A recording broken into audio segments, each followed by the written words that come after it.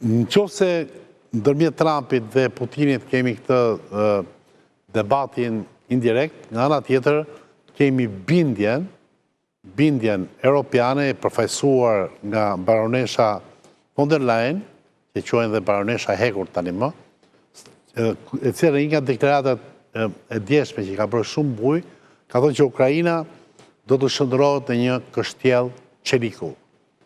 Sa seriozisht e ka Europa dhe von der Leyen këtë deklaratë, zoti Osmani?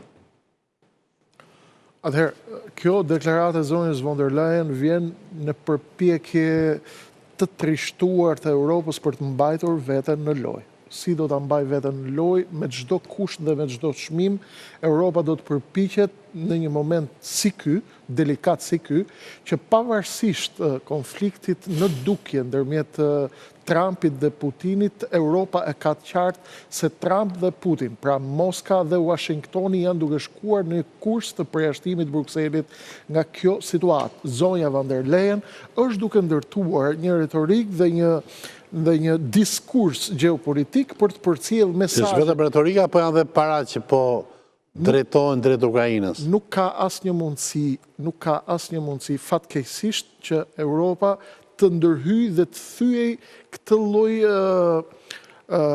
afrimiteti Washington-Mosk në këtë moment, të paktën në këtë moment. Në Ukrainë po flasim. Për Ukrainën. Ukraina po mirë, si thotë ajo, do bëhet kështjell çeliku, do të armatosi. Sepse ajo po përcjell mesazhin që ne nuk do të dalim jashtë loje, ne nuk na nxirrni dot jashtë loje dhe ne do ta bëjmë tonën.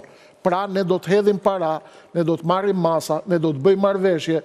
Franca, Gjermania, por edhe Anglia sot janë duke marrë masa se si do ta vazhdojnë këtë lojë, si do ta vazhdojnë këtë trajektore, si do ta vazhdojnë këtë mbështetje.